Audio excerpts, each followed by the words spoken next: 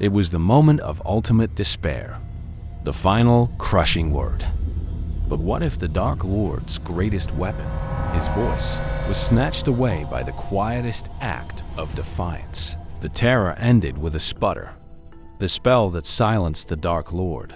The Langlock spell is a simple jinx taught to young wizards. It glues the target's tongue to the roof of their mouth. It's low level, almost a prank. But in that crucial, crushing moment when Voldemort roared, "HarryPotter is dead!" Neville Longbottom acted.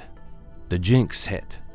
The most feared wizard in history, the monster who commanded legions, was reduced to a furious, silent tantrum by a third-year spell. The question is, what happens to an empire built on fear when its leader can no longer speak?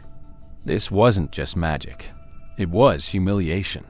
Voldemort's silent, sputtering rage shatters his illusion of invincibility. The Death Eater's confidence falters.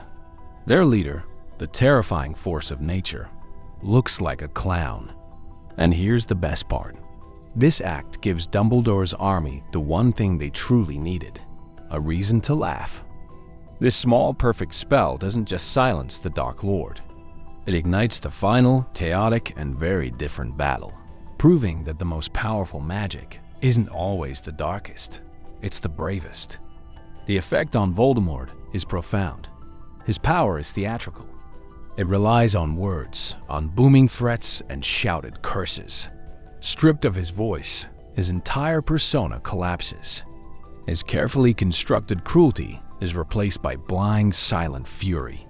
While he can still cast non-verbal spells, his concentration is shattered. His spells become erratic, lacking the cold, calculated precision that made him so terrifying. Neville Longbottom, often defined by his fear, is instantly transformed into an icon of defiance. He proved Voldemort is fallible, mockable, and susceptible to the simplest tricks.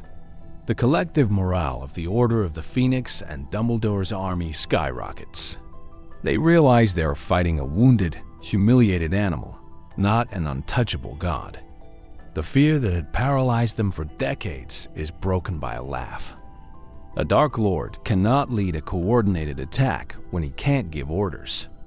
The Death Eaters, who rely on their leader's absolute direction, fall into disarray. Bellatrix tries to step up, but she is also bewildered. The unity of the dark side fractures under the weight of their leader's humiliation. The Order, conversely, attacks with newfound ferocity, exploiting the chaos, using trickery and unconventional tactics against the disorganized Death Eaters. HarryPotter, still alive beneath the cloak, sees a battlefield completely transformed by Neville's courage. He doesn't reveal himself into a moment of collective mourning, but into a roar of renewed defiance. His presence solidifies the hope Neville created. He enters the final confrontation with the immense psychological advantage of knowing his enemy is already mentally defeated by a simple jinx.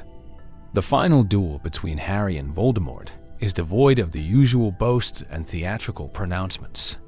Voldemort fights with uncontrolled, silent rage. He can't yell, and that's forcing him to rely on less direct, yet still powerful non-verbal dark spells. Harry uses Voldemort's blind fury to his advantage, remaining calm and calculated. The absence of the Elder Wand's true allegiance is still a factor, but the duel feels less fated and more like the earned defeat of a tyrant stripped of his greatest weapon, his narrative. So what if Neville used Langlock on Voldemort?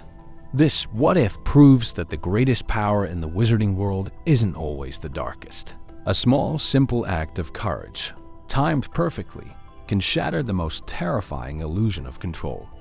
The Dark Lord's final legacy is one of silent, sputtering humiliation, all thanks to one boy who found his voice by taking away his enemies. What are your thoughts on a silent, enraged Voldemort? How would this emotional shift have impacted the final duel's outcome? Let us know in the comments below. And don't forget to tell us which other what-if theory from the world of Harry Potter you'd like us to delve into next. Your ideas truly shape the magic here on Omniva.